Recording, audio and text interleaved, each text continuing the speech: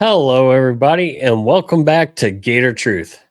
I'm Daniel, and on this episode, we're going to take a look at the 2026 Florida Gator defensive side of the ball. And this is going to be an interesting position group for the Gators. We've not really had a great defense since possibly, I would say for sure, 2019. And that is a long time. And it is interesting because even when we started our down years, 2011 with Will Muschamp, we still had a great defense. And even through 2016, the defense was pretty dominant. And then it was solid 17, 18, and 19. But then starting 2020, it's been on a downward trend. And there are times where we've shown flashes, but have not been consistently where Florida should be since then. And so now we have a defensive minded head coach, John Summerall, who, as we talked about last week, has brought in Buster Faulkner to manage the offense. But now he's brought in Brad White from Kentucky to be his defensive coordinator. And Summerall actually worked under Brad White at Kentucky several years ago before taking his first head coaching job at Troy. With that said, at Kentucky, Brad White was the defensive coordinator from 2019 to 2025.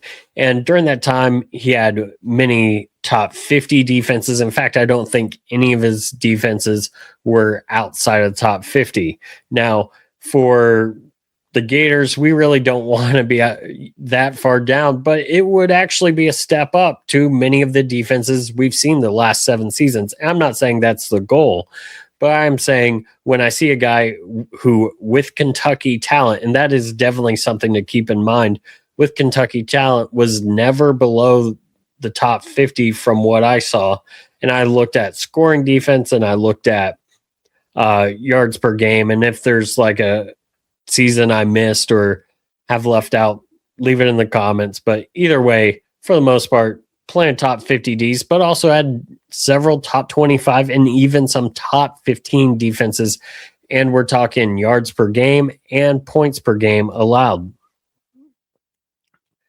I do think, I know some people that are critical of the hire that aren't really sure about will Brad White be a good fit for this team. And some of the critiques I think could be fair. And one of those is how much of that defensive success was Stoops and his defensive background, and how much of it was really Brad White and his talent. Now, that's something that we will definitely find out this year, next year, and the years to come.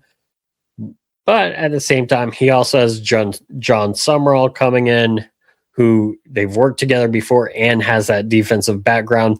So maybe their collaboration can help make this Gator defense back to where it should be, back in that top 20, 25, 10 range. And so really hoping that that works out. One of the things that will help is this defense has a ton of experience, both at the University of Florida and elsewhere returning.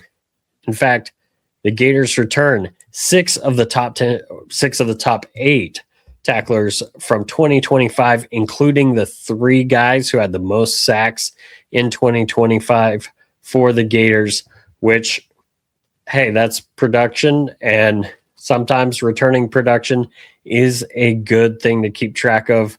And definitely we'll get into why the Gators are so experienced. We'll get into what position groups I think might be the most concerning. In fact, let's go ahead. Let's start there. And to me, I really believe that the defensive tackle position will be the one with the biggest questions. Now, with that said, you've got a guy coming back in Jamari Lyons, who last year coming off of an injury that kept him out for the 2024 season. And he played 250 snaps for the Gators in 2025, got back on his feet, probably not playing 100% and also being cautious. Now he's gone through another offseason, figured out his ankle, which is what had been the injury, and he's got 461 overall snaps for the Gators. So again, experience. Now, does he have top end production? Well, defensive tackles, you may not see that always on the stat sheet, but I think it does help to have someone who's had that SEC experience being one of your defensive tackle position groups. Another guy returning, Brendan Bett, who most people, you can tell the difference between a really hardcore fan and a more casual fan, which is fine, by possibly what they remember Brendan Bett for, if they can even realize who that is. And what I mean by that is a lot of the diehards, you bring up Brendan Bett, first thing they're going to bring up, and I actually did this on Longhorn Republic when I went on to preview Florida with them, and that's the spitting penalty that gave USF some life on the last drive for USF. Spit on a player, gave them 15 yards, and they ended up going down winning the game. And many people will probably think of Brendan Bett and that play if they know the name. Not everyone knows defensive tackles, which is what it is. But he did play 346 snaps, which is the most returning for the Gators.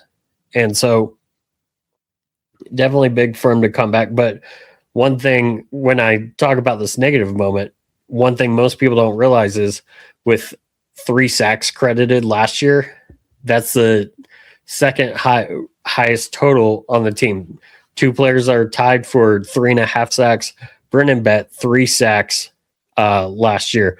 And then he had 40 tackles, which put him 8th on the team. And again, you don't necessarily see a ton of production as far as number of tackles, sacks, things from defensive tackles usually. But this is a really good stat line for a defensive tackle. So I was impressed when I was doing the research for this. And that's what I saw for Brendan Bett. And with that said, we also have Joseph Mbachu, who played 134 snaps last year, true sophomore. We have Jeremiah McLeod, who, again, true freshman last year, 159 snaps. Good to get them through an SEC season, and hopefully a season like last year inspired these guys hit the weight room, get bigger, stronger, and be ready for that. And the Gators also have a transfer from Baylor who looks to be in the rotation, and that is DK Kalu. He had 280 or 251. My handwriting's terrible. But anyways, snaps last year for Baylor. Plenty of experience in the Big 12. And if it's a body that can get in there, help get rest, help get rotation, I think that will be good. Now, with that said, we do have the good bet. We do have Lions. But then after that, I still need to see more from an Mbachu. I still need to see more from McLeod, and I'm curious to see how Kalu will turn out. With that said, speaking of Kalu, you never know. When Caleb Banks came over from Louisville, we expected decent things. We did not expect how great Caleb Banks would become and how great of a Gator. So you never know. Maybe we see that from DK Kalu. But for now, just because of the depth situation, although there is experience there, that's why, to me, the defensive tackle right up front, I have questions once we get beyond that first set. But with that said, could end up being really, really solid. But if I had to pick a weakness, which I've been asked before, I would say defensive tackle. But again, it could end up being really solid. I don't mean to be negative about that, but if I have to choose one, that's where it is. So then moving to the defensive end positions, we have LJ McCray, former 5-star, missed most of last season with an injury. And so it'll be great to see him come back. He recently had an interview where he talked about he needed that year off and it helped him mature and realize what he really needed to do to become the best at this level. So we'll see how much that plays into it and if he lives up to the 5-star hype. I believe he was also a top 10 recruit in that 2024 recruiting class. So this is a guy that, if he can, will be very valuable for the Gators. And if he can, will take a lot of pressure off those interior linemen, because you're going to see them see other teams try and find ways to double team them.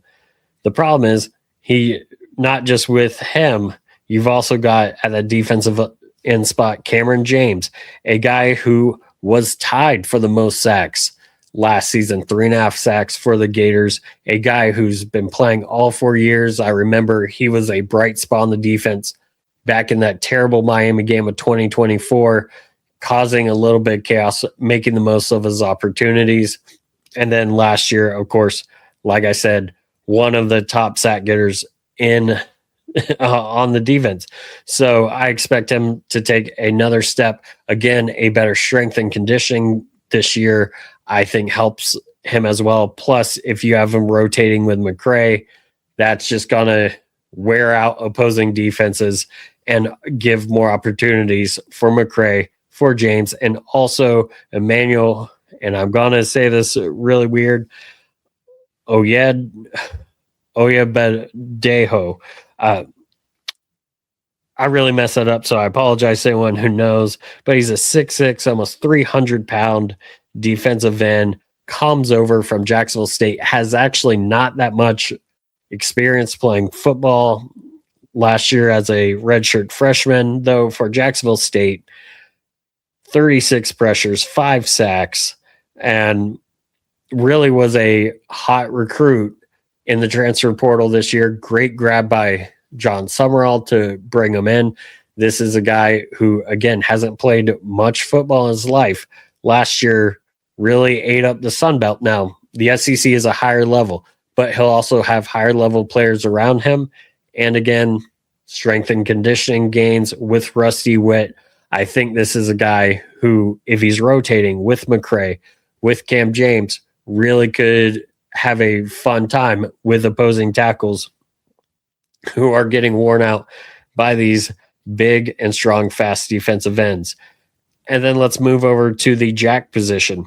And of course, the jack position really is a stand-up defensive end, also considered an outside linebacker in the way some of these newer defenses are. But with that said, bringing back Jalen Woods, one of the greatest retentions for John Summerall, a guy who was sought out by some major teams when he entered the transfer portal, got pulled back out, and great job keeping him at Florida. This was a guy who tied, as a true freshman last season, tied for the most sacks with Cam James at 3.5 sacks for the Gators.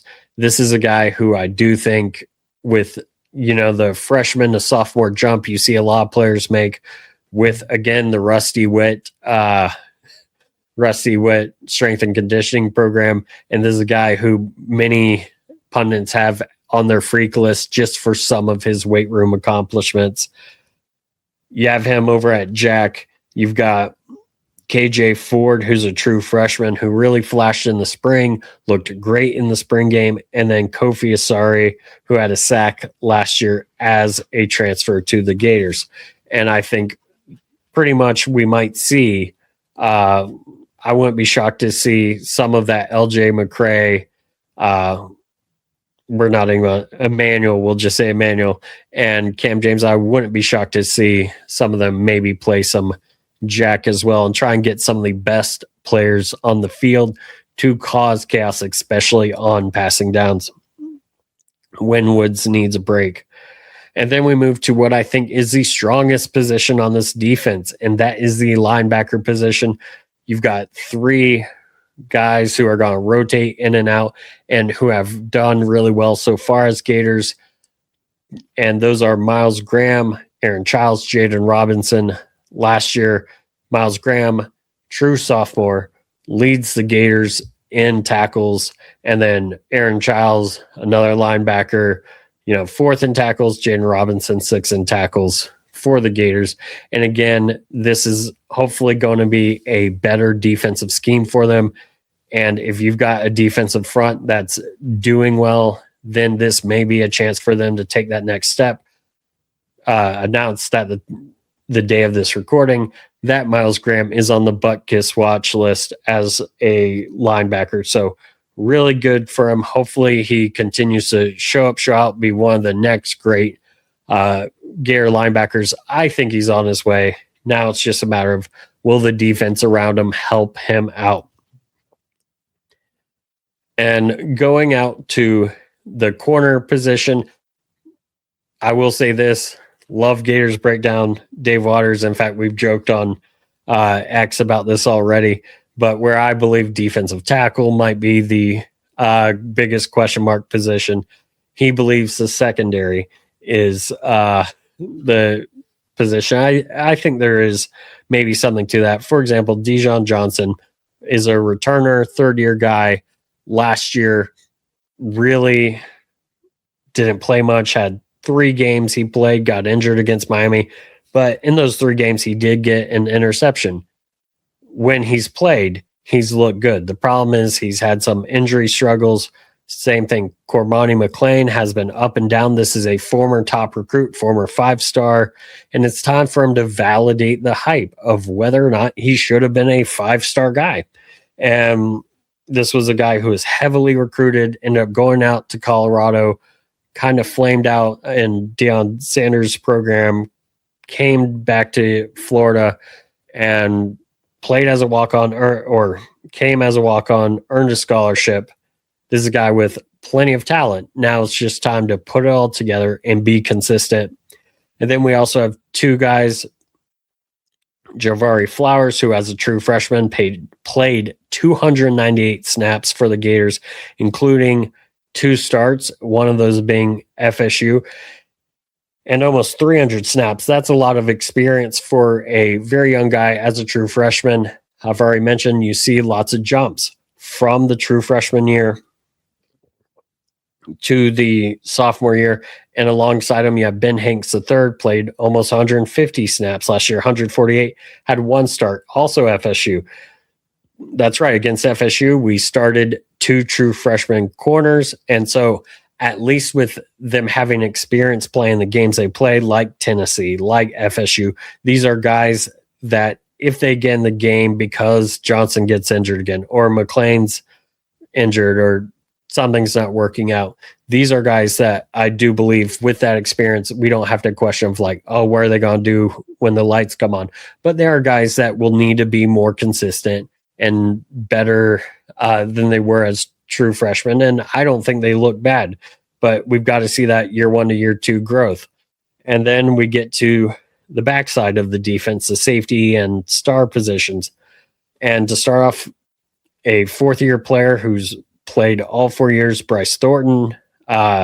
He's been solid for the Gators. I'm not sure he's quite in the realm of, one of the most elite safeties at this time for the Gators, but he's been solid, and the Gators can use some solid safety play, and that's one thing that Bryce Thornton, I believe, brings.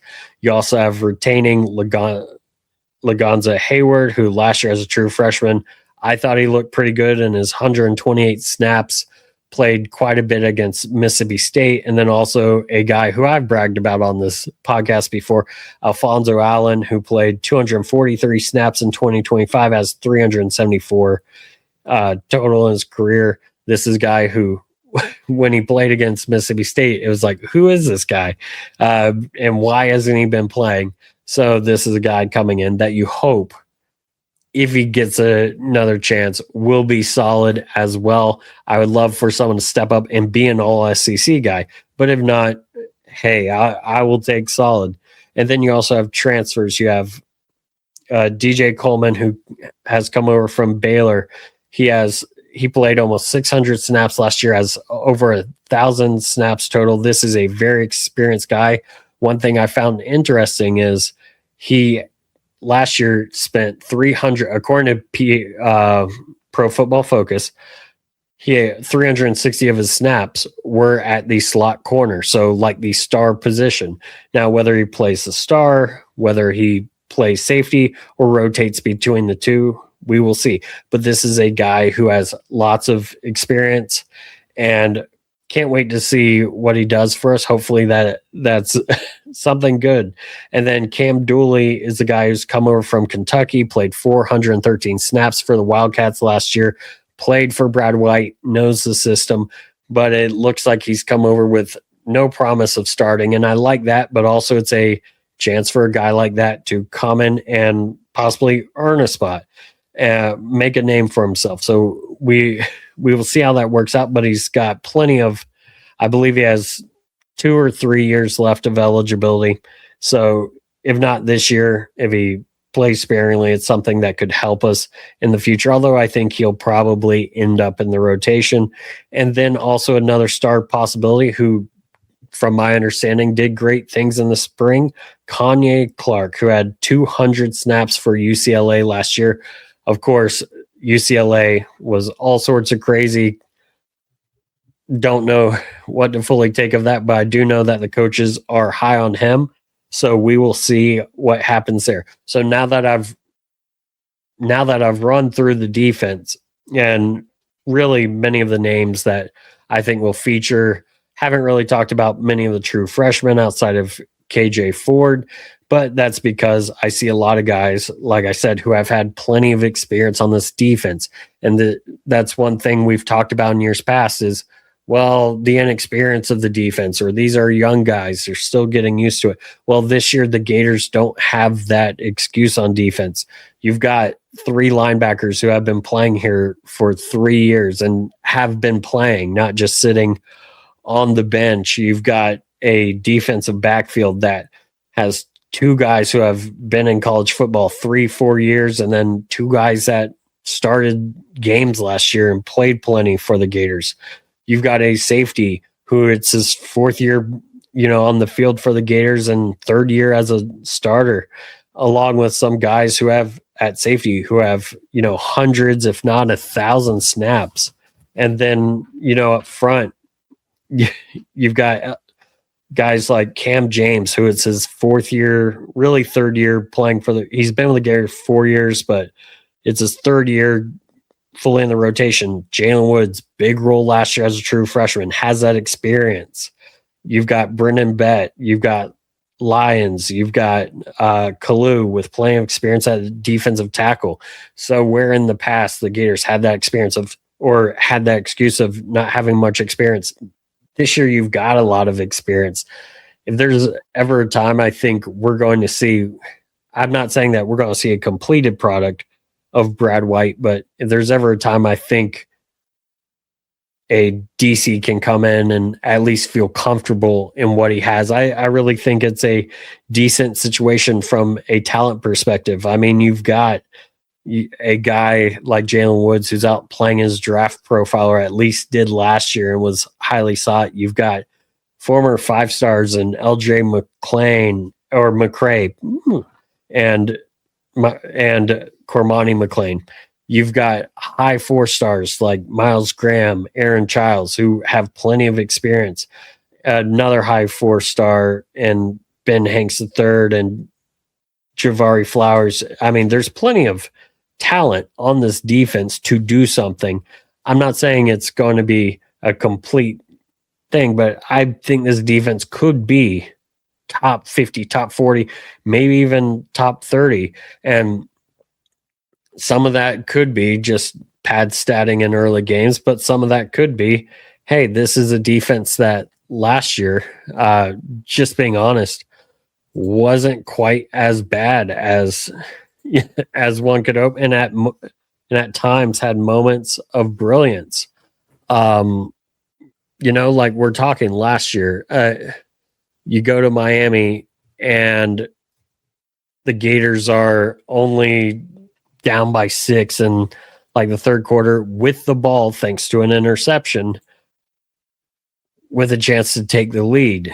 This is a Gators defense that last year pretty much after an early mistake shut down shut down LSU at Tiger Stadium. Now, not to say things didn't happen later, like Miami ended up pouring on 13 more points.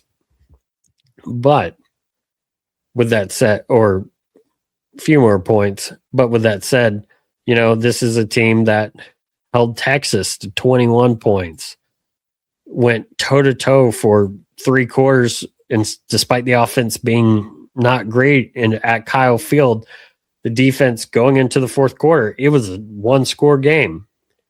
This is a defense that allowed us to, go all 4 quarters with the Georgia Bulldogs. And short of the turf coming apart under a receiver's foot, perhaps the Gators win that game. Now, there were, not great times, like the Kentucky game didn't play well, Tennessee didn't play well, but did pretty well against Florida State and gave us a fighting chance against Ole Miss. Of course, Jalen Woods gets the interception and sets up a short field for a touchdown. My point is, the Gators last year had times where they showed flashes of brilliance. If this is a team that brings back, an LJ McCray who didn't play last year. Now, some of it is you're missing Caleb Banks, but at the same time, Banks missed a lot last year.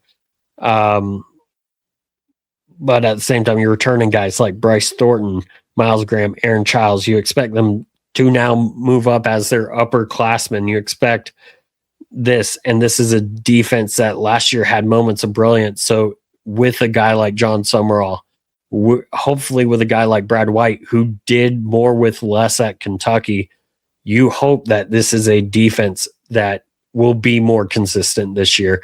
And I think they will be. Now, will they be the difference in some games? I don't know. Will they be a top 35 defense? I don't know. But at the same time, is this a defense I believe is capable of causing some chaos? Yeah, it is.